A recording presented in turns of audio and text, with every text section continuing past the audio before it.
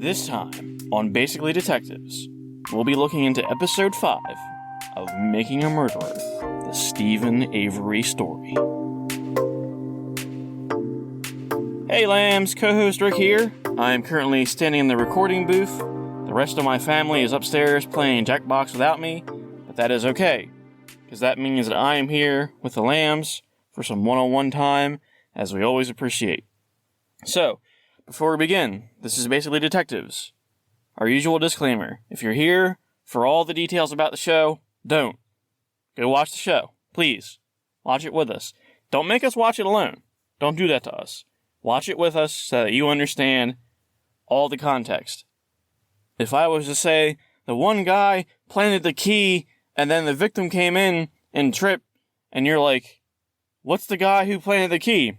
You're already doing it wrong. Go watch the show. Figure it out for yourself. Please. Have fun with us. We're all trying to have fun. Just have fun with us. So, along with the usual disclaimer, we have the usual reminder of please go to our page at patreon.com/loveandmurder. You can check out all kinds of interesting content like host stories, serial killer corner, and love obsessions. You can get a tier starting as low as $1, but Kai always suggests getting the $5 above tier to get the best deal. So, also, please go to our webpage, murderandlove.com, where you can check out our SOS system, where you give us shout-outs on how you feel about the episodes. We'll try to play those recordings back in the next episode to see what you guys think. Or, you can just leave us a comment, like always, if you're more comfortable doing that, and we will check out your comments at a later date. So when we last left off, Steven's defense had found a blood vial as part of the evidence from Steven's last crime that he got, well, it wasn't Steven's last crime, it was the last crime that he got charged for and went to prison for. At the same time, they also found what seemed to be a needle hole in the vial, which is very suspicious. It's almost like someone drew blood from the vial. Now, at this point for Brendan, it's looking like he's not going to testify against Steven. And if Brendan can't testify against Steven, then some of the charges that have been put on Steven can't hold up. So, some of the charges for Steven were dropped. I think that was good for him. That gave him some more of a fighting chance, if you will. At the same time, it was really hard for them to find jurors for this trial, and I totally get that. It seems like the public perception of Steven's case is that he's done it. He's guilty, and that is a point that Steven and his defense attorneys mentioned. They're like, the whole town has been given this biased view because the media and the justice system and the sheriff's department, they're all presuming that Steven is guilty when you're supposed to be presumed innocent. You know, the classic tagline has always been, innocent until proven guilty. That's it. No ifs, ands, or buts. But here we are, you know. Yes, Steven got charged for a crime before, but he was literally freed of any of that. They said, oh, he didn't do it, we let him go. I don't know what Steven was like as a person in his regular day-to-day life, but, you know, that doesn't seem to be doing him any favors here, because everyone thinks that he did it, everyone's assuming that he did it. There's a lot of bias surrounding Steven, and a lot of the jurors that they seem to interview say, you know, he did it, I'm convinced. And then they say, what about you, juror number whatever, and they're like, oh, he definitely did it, how could he not do it? And all this evidence and blah, blah, blah. So, a lot of people were biased towards the situation and didn't want to give Steven the chance. And you can't really make a jury of biased people. Now, another interesting thing about this case, Teresa, the victim, she was last seen at 2 different places. The only place anybody has bothered to check in this entire investigation was Steven's place. As soon as she went up missing and they realized that she was seen at Steven's place, they went right for Steven's place. They didn't even bother looking into the other location she was at.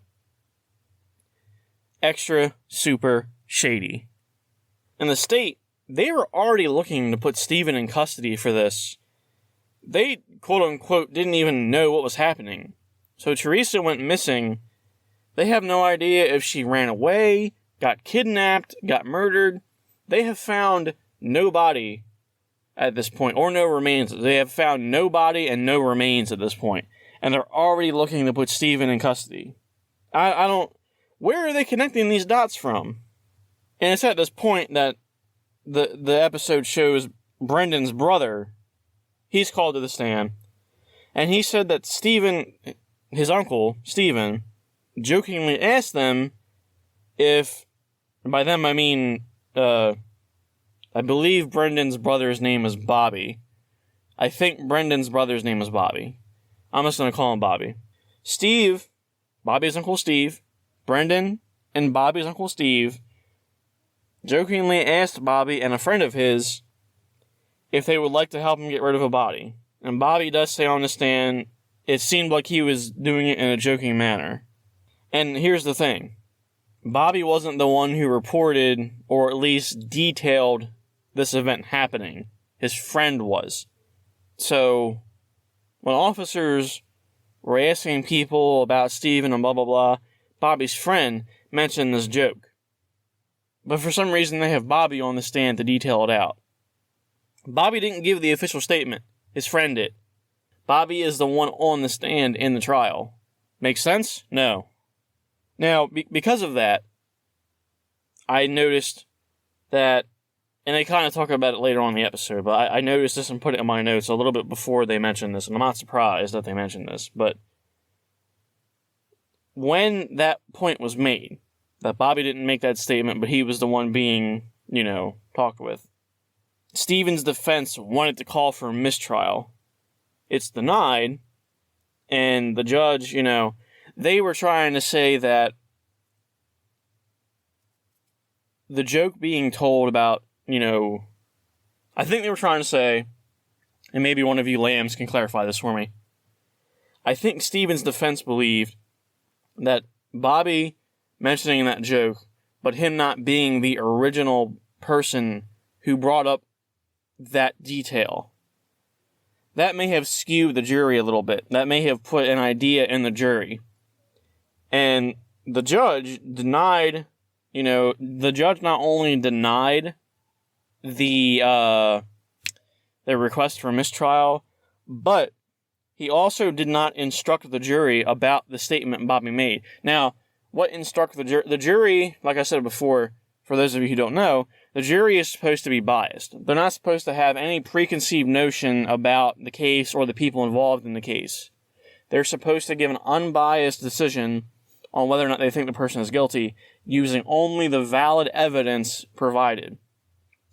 If someone ran into the court out of nowhere and started lying and saying, oh, Kai killed 15 people that were never reported, when she's just getting a traffic ticket, one, that person gets kicked out, and two, the jury has to be instructed, do not take into account what that person said on this matter. This is a small example. Sorry, Kai. Anyway, that didn't happen. The judge did nothing to instruct the jury on this.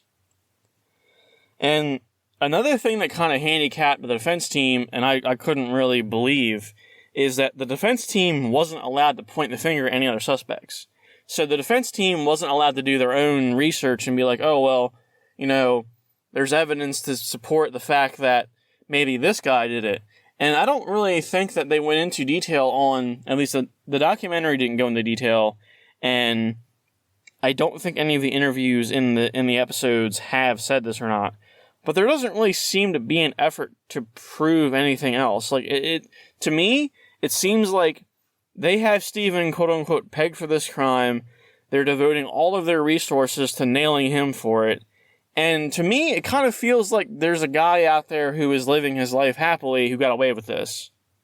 Or, we have to evaluate the possibility that the Sheriff's Department of Manitowoc County really is setting Steven up because they don't like him and maybe they are corrupt. That comes into play a lot later, and it has been kind of... that possibility has been looming over all the episodes as of so far. So, especially when the vial of blood that was locked up in evidence was tampered with. That to me is the shadiest thing we've seen so far. So, There's kind of a little thing, too, about Teresa's voicemail. That I couldn't really follow too much. They were trying to say that Teresa had voicemails, and at one point, like, the voicemail box was full, but then all of a sudden it wasn't.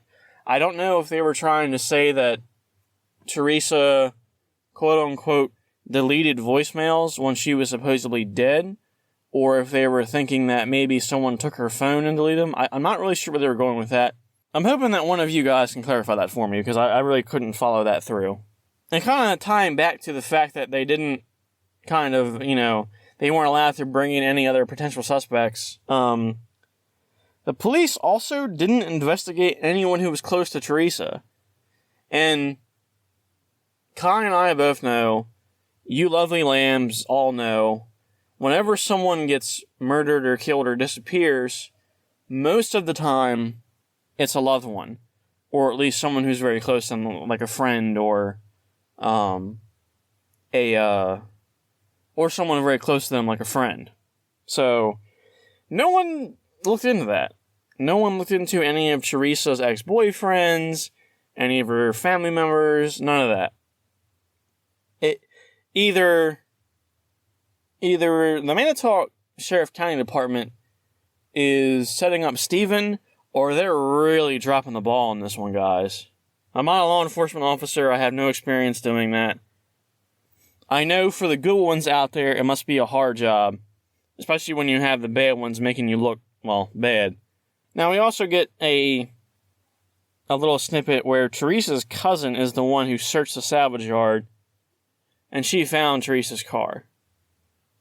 The only thing I took of note from that whole scene, and Steven's defense they do kind of point this out too, Teresa's cousin, out of that whole entire salvage yard, I think it's like a few acres at least, I can't remember, but it's a big frickin' salvage yard.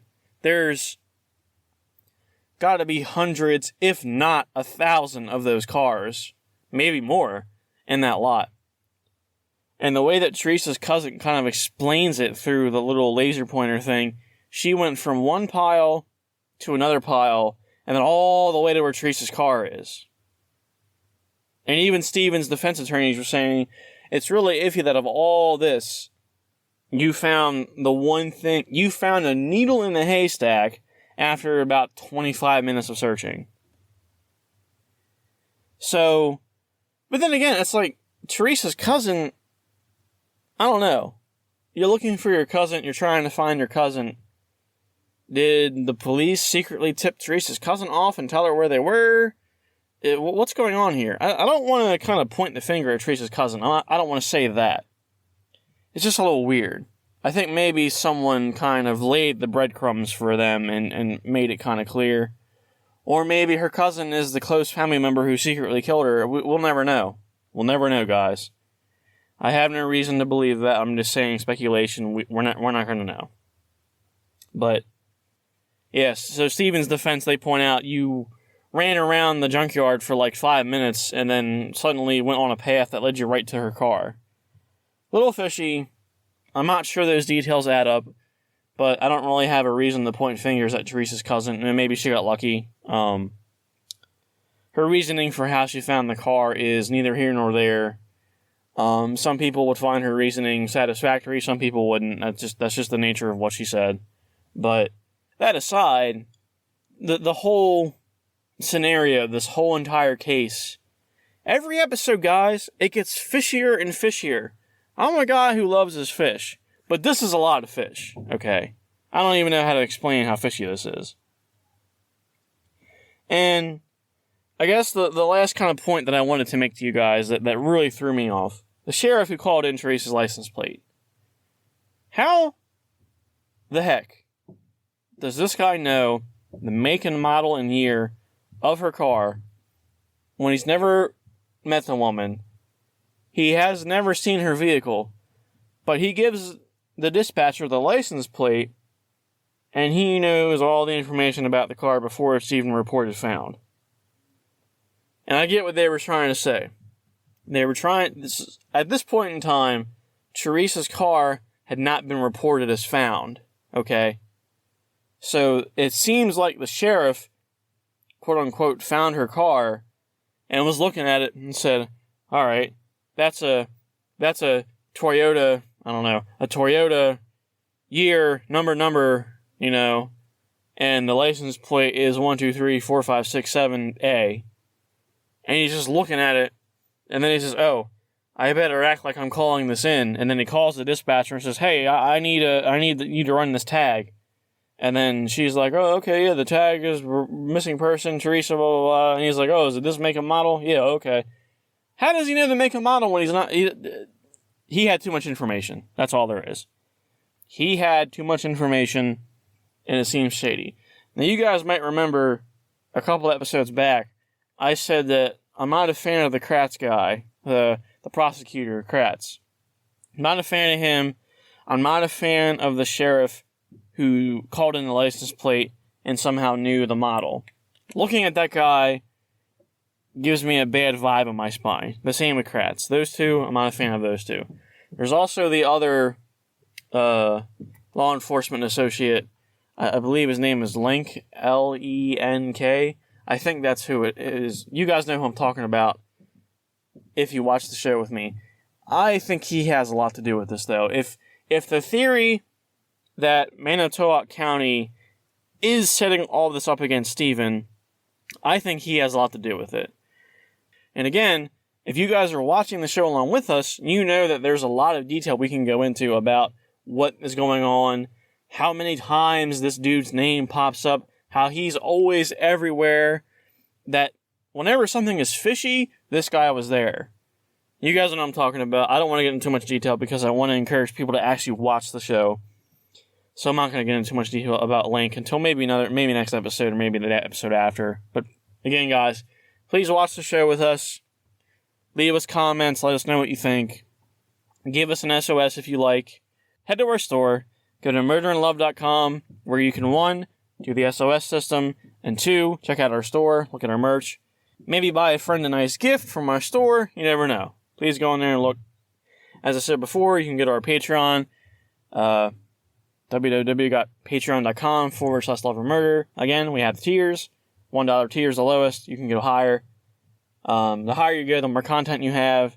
We have things, depending on the tier, we have things like bonus episodes, post stories. Guys, I'll admit, this show, the more I watch it, the more I get fired up. I can't... watching this show is getting kind of hard. I understand how Kai feels about watching The Night Stalker now. Watching this show, the more I watch the show, the more infuriated I get, and I can't believe how infuriated I'm getting with this show. It's like, something's obviously going down. But anyway, in the meantime, I am your co-host, Rick. Remember to lock your doors at night, and it's all love and no murder.